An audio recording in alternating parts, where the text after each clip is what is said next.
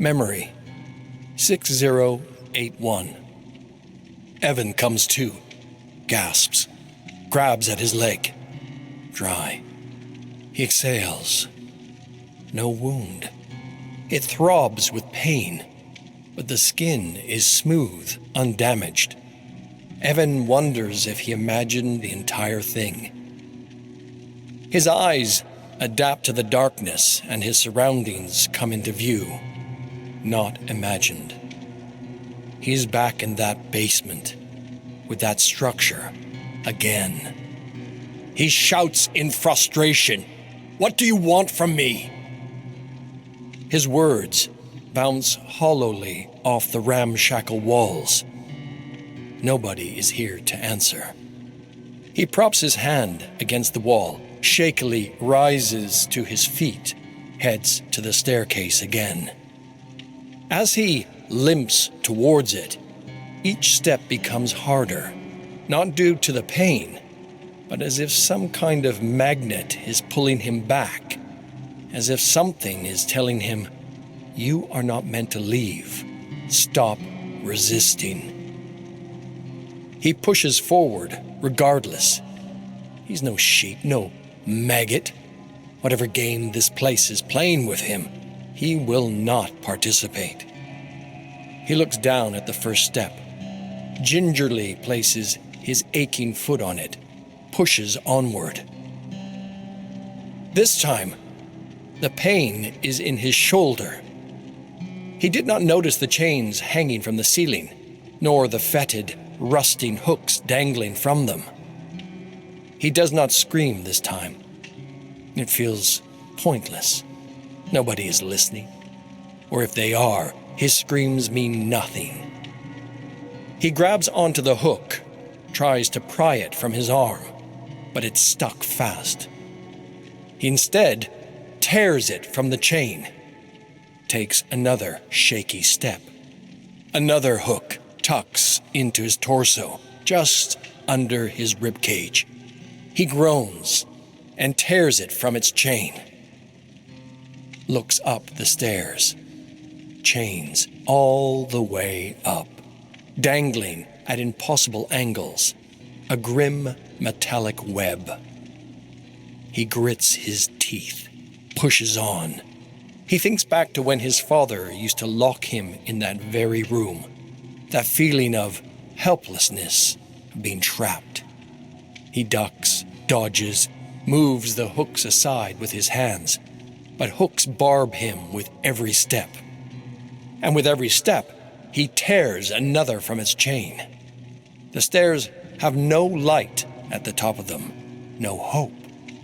He does not know why he keeps pressing forward, only that he will not be trapped again.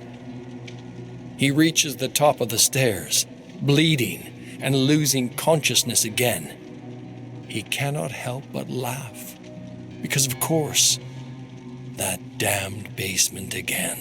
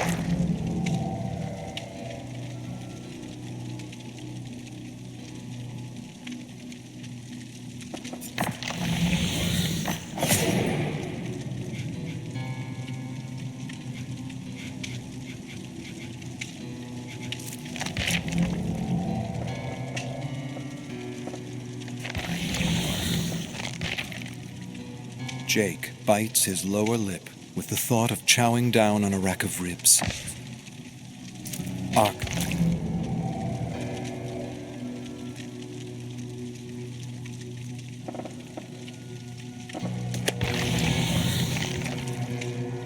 His village burns. Warriors on horseback, swinging their swords. Axe. He cannot see through the column of black fog. Tale of the Red Crane, 1.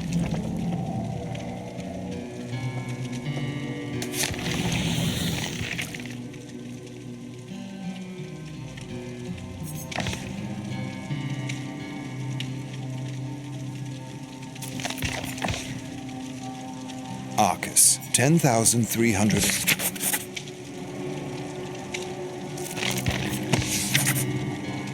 Arcus, 10,333. Rituals of the Black Serpent. Book by an unknown scholar. I have found several different versions of the manuscript. The Black Serpent Society passed the scrolls down from high priest to a successor. The scrolls were said to have been destroyed by warriors devoted to the destruction of the Black Serpent clan. Yet several scrolls were hidden in the unknown spaces between worlds and compiled into a book.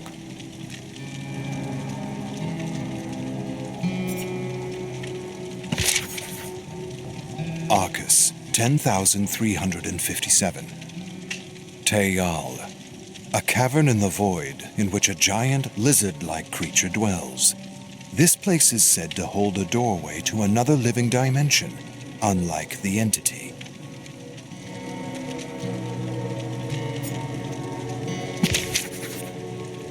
The Magnificent Maurice, 5. Well, time flew as it always does, and the pups were growing bigger and hungrier. So we made a home out of a crumbling old abandoned shack in the woods on the outskirts of a little town named Plumridge. And it was a good thing, too, because the pups could sneak into Plum at night and bring back all kinds of scraps from the gardens and garbage bins. Turnips and cabbage and carrots and beets and all kinds of meat. We were living the high life in Plum. And on this one particular day, Willow came back from Plum with the strangest little box, covered in all kinds of gold and silver geometric shapes. She said she had found it in one of those black automobiles. The driver had stepped out to relieve himself, leaving the door wide open, and she hopped in and out before he knew what was what. She grabbed the box, and we stared at it all night in the moonlight pouring through the collapsing roof. Then we each took turns trying to open it. And when it wouldn't open, Trouble grabbed it and tossed it outside and said it was giving him a bad feeling. A really bad feeling. But would you believe, the next morning, it was right there on the floor next to us, and the pups were accusing one another of playing pranks and trying to be funny. When they all swore they were innocent of tomfoolery, we gathered around the box and stared at the gleaming gold and silver shapes and wondered what in tarnation was going on.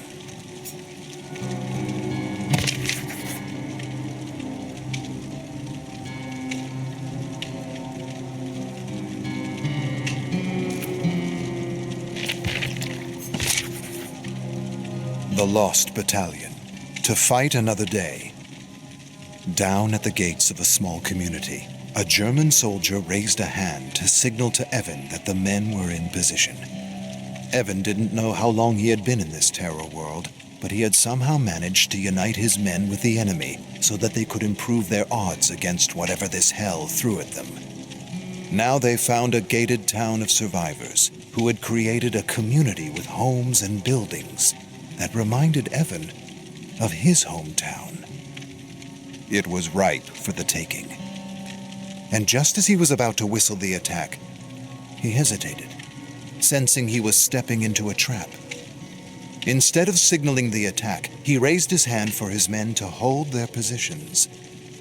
Then he lowered his war mask and scanned the area, taking slow, deep meditative breaths. Ambush. Definitely an ambush. With the sudden realization that they were being watched, Evan gave another whistle that immediately told his men to retreat. One by one, they melted into the gloom and regrouped at the crumbling ruins of a medieval castle.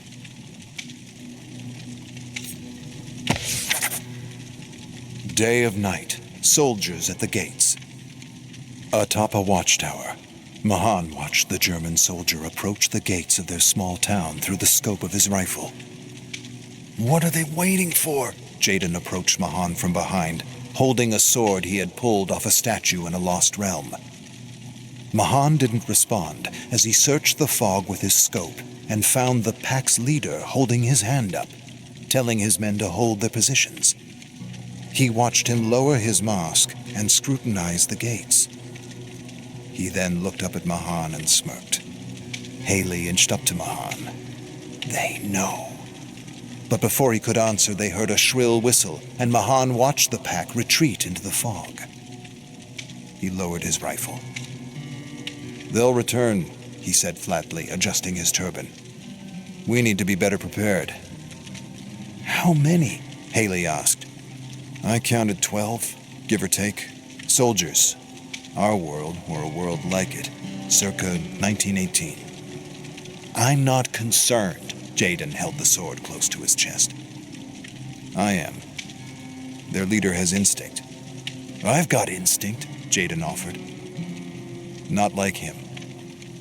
And Haley and Jaden followed Mahan down the ladder to warn the others that the rowdies had retreated, but that he was sure they would return with a better plan.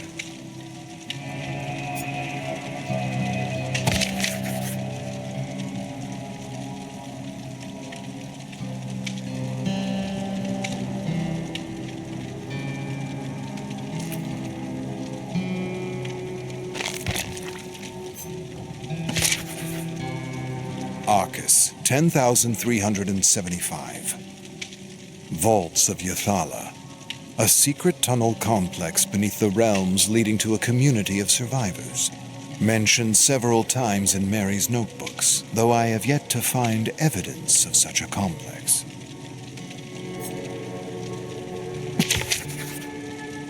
Arcus, 10,348. Krazik, a species of insect about the size of a horse that has black blood, like oil that can be used as fuel.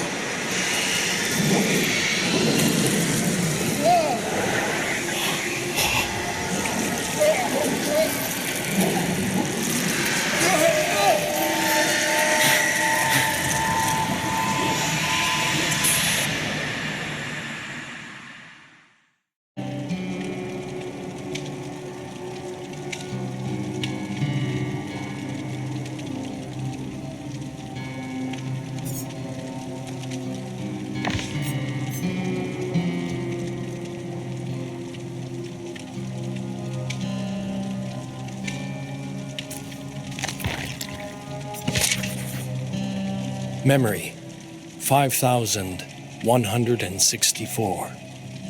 The first thing he notices about her is her courage. For her to even step foot near his castle, where neither armies nor thieves dare tread, let alone stand here, facing him, not begging, not cowering, just plainly asking for his help. You come to my home and dare to ask me to help you help them?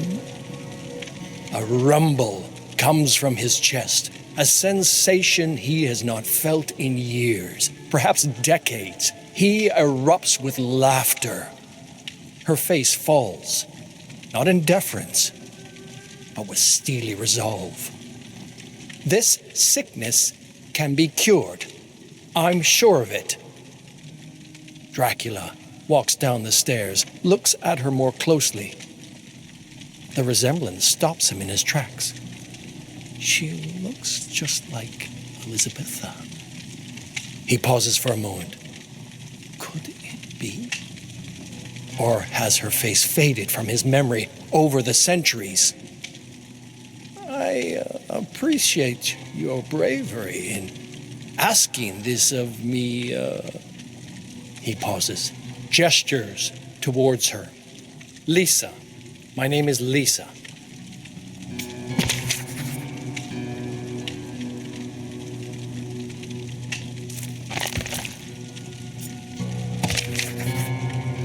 Memory, 5181. Dracula wakes as the sun falls over the west. He presses open the door of his coffin and is surprised to see Lisa sitting in his reading chair.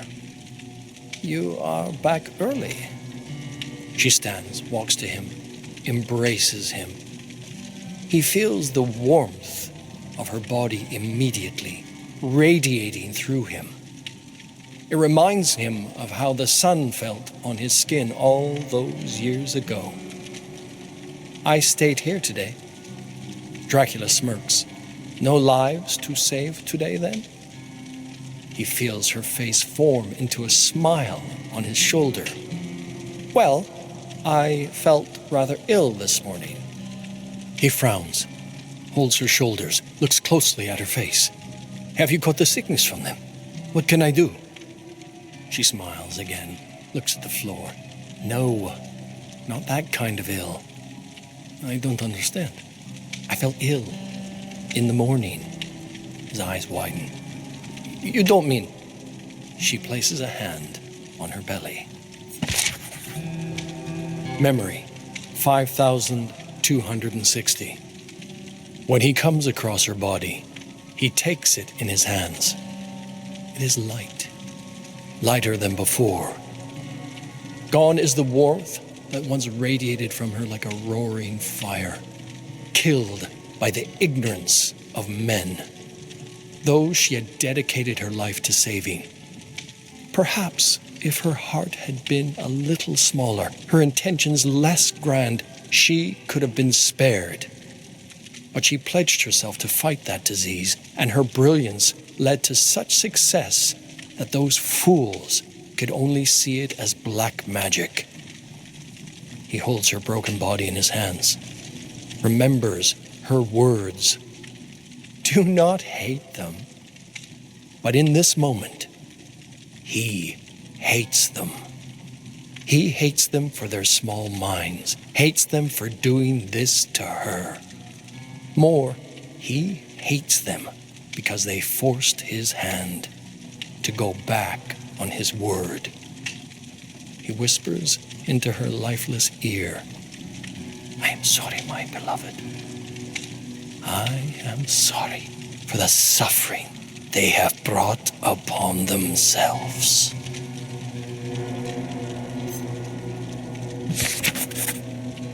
Memory, 5279. You cannot do this. His son stands in front of him, in confident defiance of his father. Dracula looks at him. He sees nothing of himself in his son. He sees only Lisa. Dracula turns his head away. I will not let this transgression go unpunished. Please, Father, I am begging you. I saw her. She told me not to save her. Her dying wish was for us to leave them alone. She would never approve of this path. Please, honor her memory. I shall honor her memory by bathing in the blood of those who took her away from us. I grow so weary of their machinations, their craven tactics. To kill her during the day, when they know I could not retaliate, they will suffer as I did. Then I have no choice. Adrian draws his blade, faces his father. I take no pleasure in this, Father. I do this for her.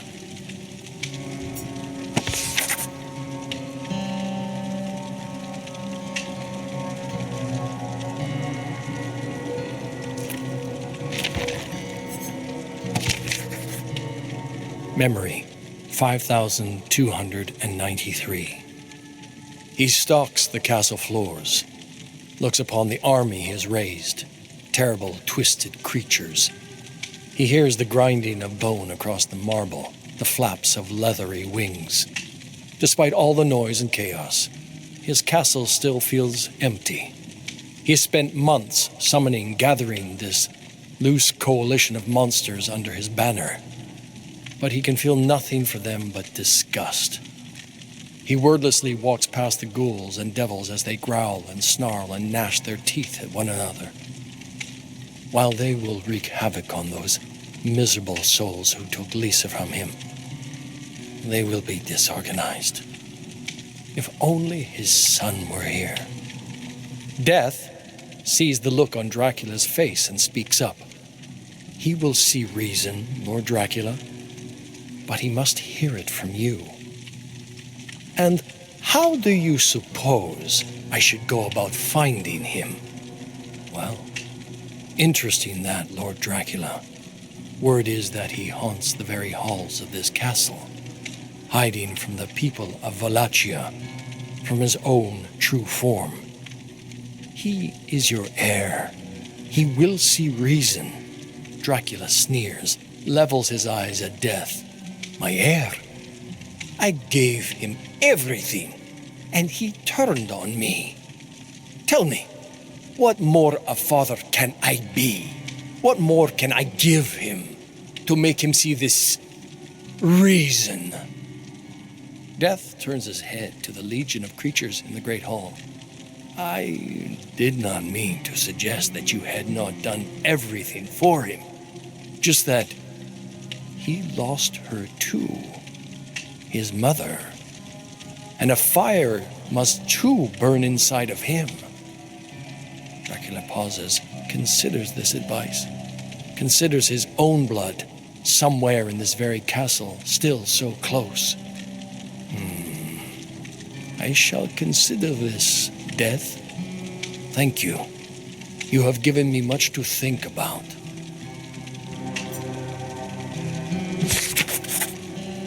Memory, 5306. Dracula snarls. Another Belmont. Of course it's another Belmont. Indeed, Lord Dracula, he... Enough! Send everything we have to stop him. Be gone. Belmont. Just saying the name makes his lip curl. Generations upon generations of them, foolishly dedicated to ending vampires' bloodlines. All because their progenitor, Leon, couldn't see the big picture. Foolish or not, that weapon passed down through their family is a true threat. The vampire killer. They never were ones for subtlety. This new one, Trevor. Dracula has heard rumors of him, but nothing that made him sound like anything more than a pale imitation of his forefather. The last of his line, too. Dracula smiles. This may be less of a threat, more of an opportunity. End the cursed Belmont bloodline here, in this castle, and none will stand in his way to bring all of Wallachia to heel.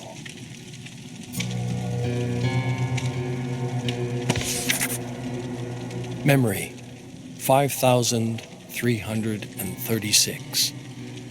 Dracula hears the dull thud of footsteps as they march up the stone stairs to his keep. 4, by his count. He sits back in his throne, waits for them to arrive.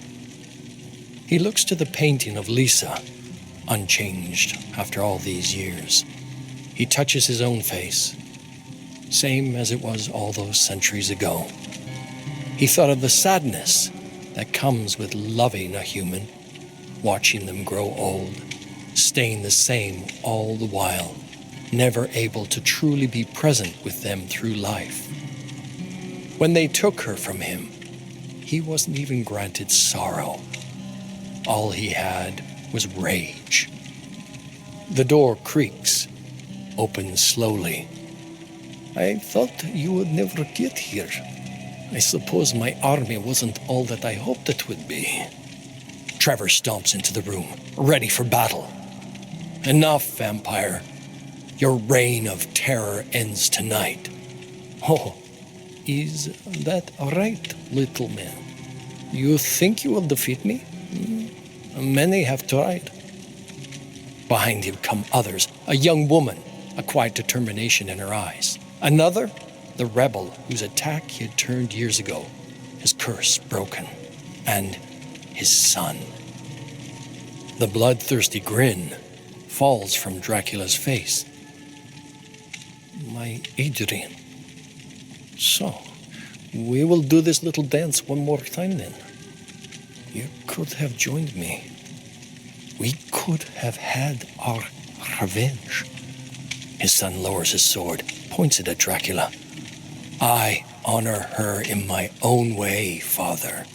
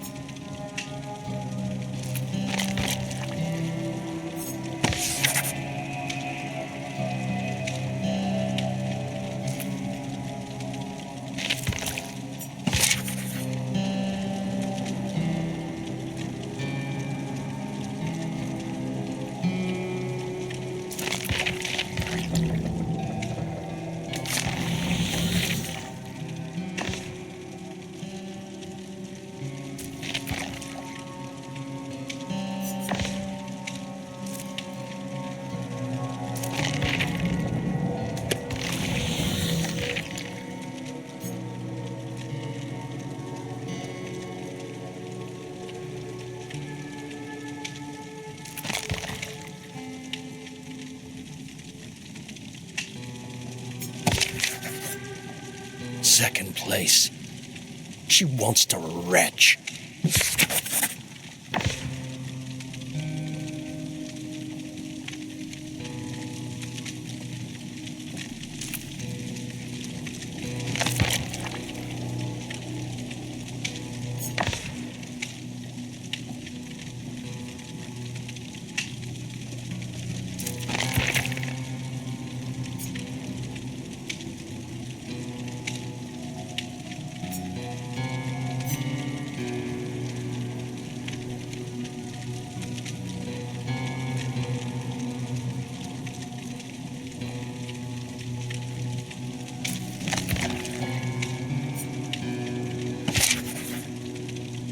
Saga of the Red Crane through the Garden of Doom 1. Riding at a gallop through pools of moonlight and shadow, Saku ordered Maurice to slow down as they entered a strange city overgrown with giant vines and huge glowing flowers. Carefully, Maurice picked his way through the narrow streets and only halted when Saku tugged on his mane. With a grim expression, she searched the buildings for signs of an ambush, but didn't spot anything. She was about to order Maurice to move on when she heard a strange blend of whispers and sounds coming from the fog. Sounds she couldn't quite make out, but somehow recognized from her childhood. What strange realm had they happened upon? What were these giant vines? What were these strange sounds? She didn't know. She couldn't know. The nightmare was beyond words, beyond reason, beyond comprehension. And she had stopped trying to understand what could not be understood long ago. Maurice neighed, and she understood him. "I don't like this place," he said. "Let's get out of here."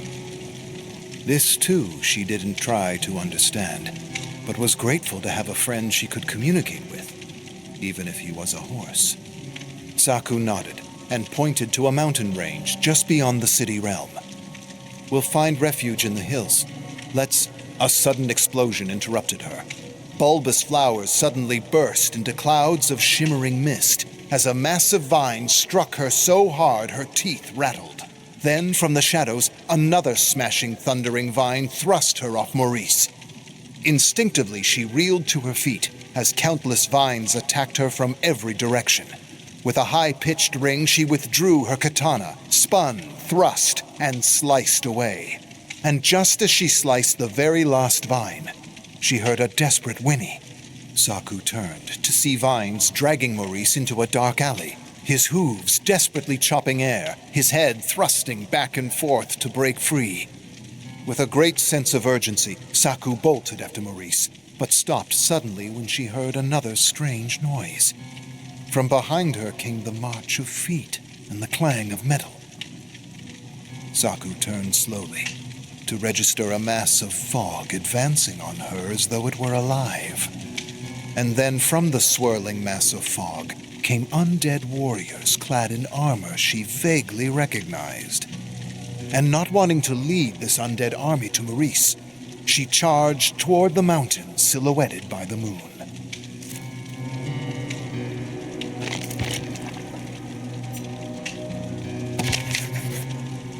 Saga of the Red Crane Through the Garden of Doom 2. Charging up the jagged mountain trail, Saku searched for a cave or crevice to hide from the undead army. Now she was certain that she had somehow been lured into a trap created by the Black Serpent clan, who could manipulate the fog and use her memories against her. She had hunted down and executed most of the clan members back home, and she had followed the remaining cowards into this living nightmare that had trapped them all. With a rasping breath, Saku halted when she reached a bottomless chasm. The end of the trail. Nowhere to run. Nowhere to hide. Gathering herself, she stared long and hard into the endless darkness below. There were too many soldiers to contend with. She would likely die here. At least she had given Maurice a fighting chance by diverting the army from him. She hoped he had found a way out of his entanglement, and that he would continue to hunt down the Black Serpents in her absence. Then, taking a deep breath, Saku closed her eyes and visualized the battle to come as she prepared for the inevitable.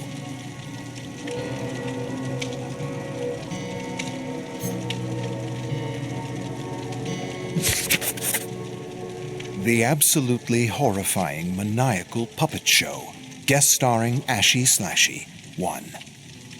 Mahan led his young niece Haley and her stepbrother Jaden and their friend Brock through the thickening fog.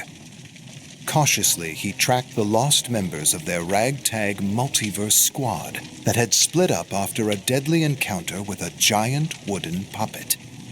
The puppet had chased them through a junkyard with an eerie laugh he couldn't get out of his head, like an advert jingle. He didn't know if the rest of his squad was dead or alive, but he somehow sensed they were hiding out there in the endless darkness. The laugh came again, bouncing and scraping through his head. He shuddered and felt his skin prickle up his back. He didn't think things could get any weirder in this world made of dark imagination and living nightmares. And if he didn't see another puppet, another evil puppet for the rest of his life, he would die a happy man. But just as he formed the thought, as though the nightmare were reading his mind, a strange purple and yellow booth materialized before him out of the fog. Mahan cursed to himself for thinking about creepy puppets as he raised a cautioning hand and read a sign that formed huge white letters. The absolutely horrifying maniacal puppet show. Puppets. Bloody puppets. He tried to suppress his thoughts and signaled with his hand to maneuver around the booth when a sudden maniacal laugh startled him. With thunderous applause that seemed to come from the fog, a spotlight found a shadowy figure emerging from the curtains. Hold on there, meat puppets. The show's just begun.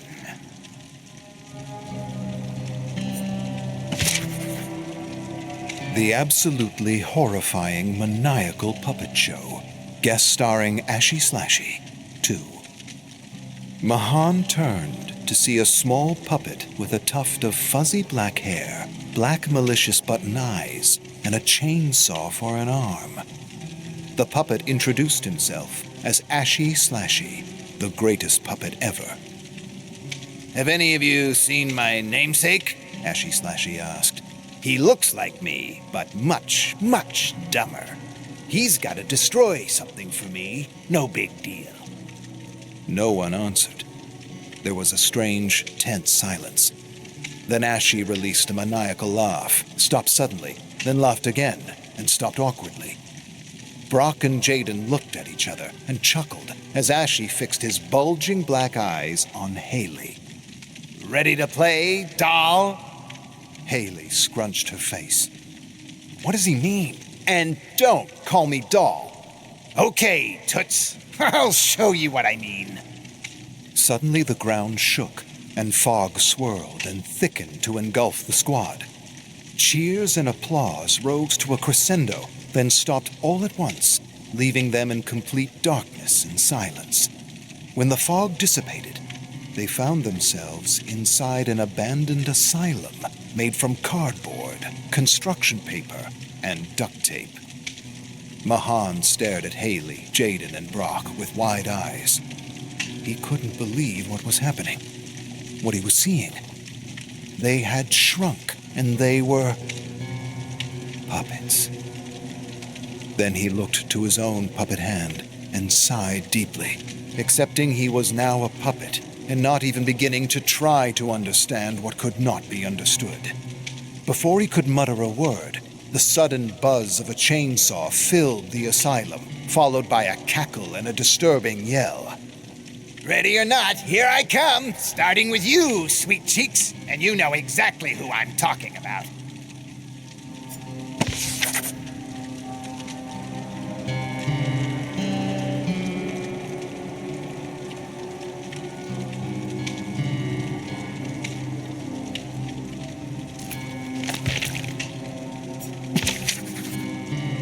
The absolutely horrifying maniacal puppet show, guest starring Ashy Slashy 3. Bolting down the cardboard hallway, Puppet Mahan reached the garage door of the asylum. He halted and read a sign above the door, "Escape here." He turned to face Puppet Jaden, who handed him the AA batteries they had scavenged in the asylum, and he told Puppet Haley to get ready to lift the door. He then realized for the first time they had lost Brock. Where the hell's Brock?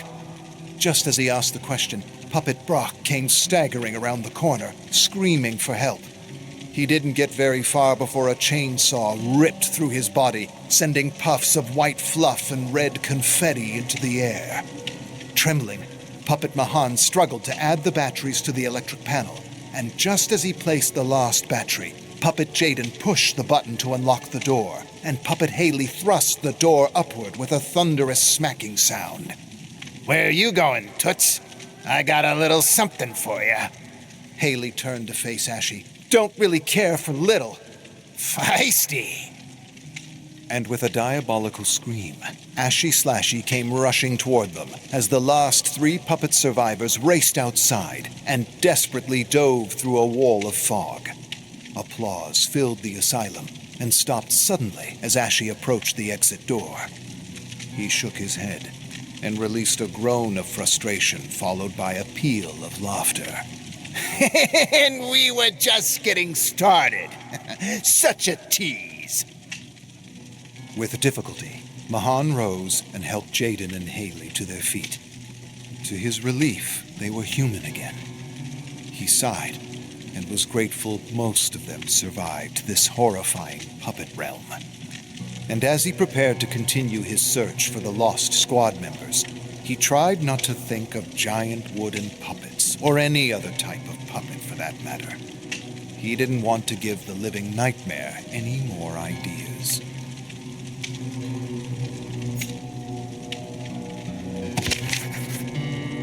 Memory 4011. All things considered, the Pineapple is one of the better internet cafes Min has been to. Even through her headphones, she can hear the boy at the next station snoring. Is it nighttime? There are no windows back here. Min takes another gulp of her energy drink.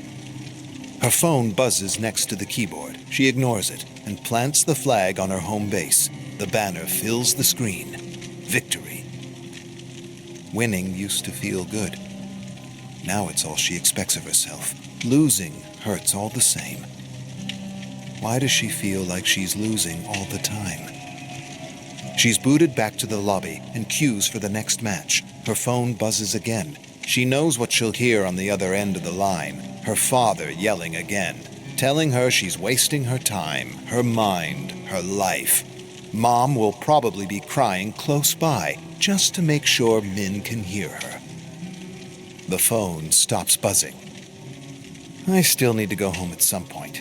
The yelling will be even louder then, maybe even worse than yelling. Things can't keep going like this. I'm not wasting my life. Min watches the screen dissolve into a loading screen. This is my life. So many people become famous playing MOBAs like this one. I'm just as good as any one of them. The only difference is they're playing in stadiums, and I'm stuck here at the Pineapple. The game starts. Someone taps her on the shoulder. She ignores it. Go away, I'm not feeling sociable today. Another tap on the shoulder. Min spins around in her seat. The girl is about her age. Cool hoodie, new clean sneakers. She's looking right at Min. Your username is Shining Lion, isn't it? We should talk.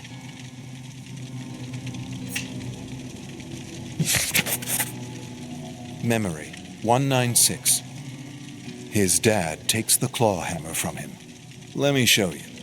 He flips it around so the business end is facing him, slides the claw under the nail, and rocks it back and forth. The nail comes out with ease. You need leverage, son.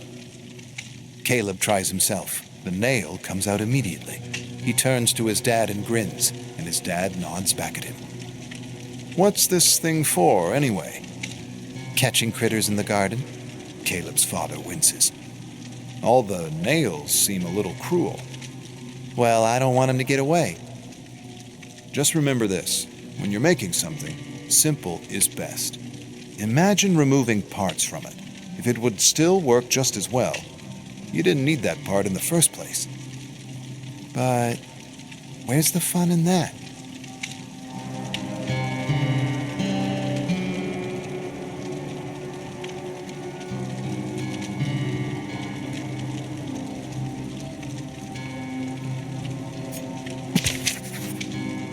Arcus 1278.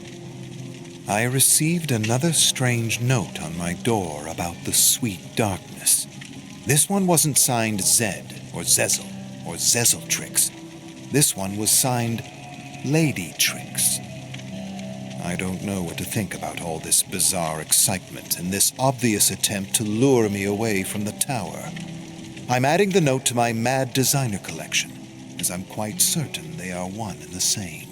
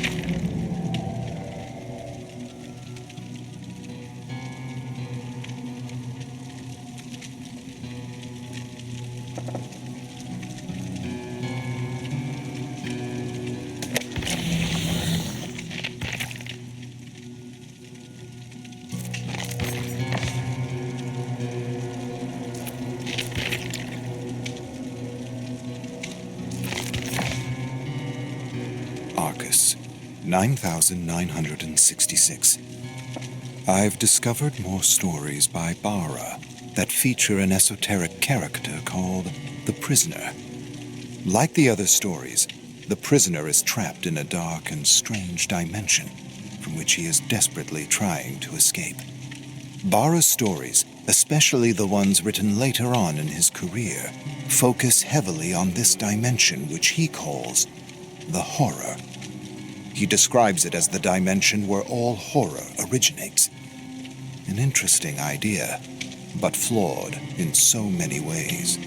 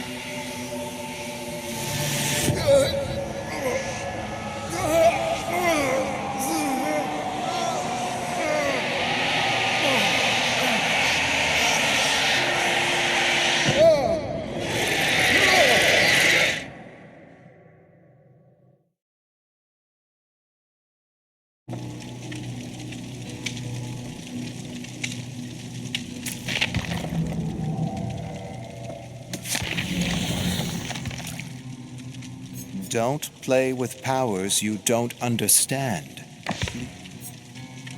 Ace rushes into Uh-Oh's sports bar, still pumped with the excitement of the mixed martial art title defense he just watched. Female. Slash tires. Sounds a bit extreme. The boy holds his lucky bell and stares out into the growing dusk. Night is coming, and with it the promise of monsters worse than anything his father has ever described in his campfire stories. Rumors of endless massacres terrify him, and he hopes his mother and father will soon return. They heard a radio broadcast promising safety to those in hiding, and they left with others to investigate.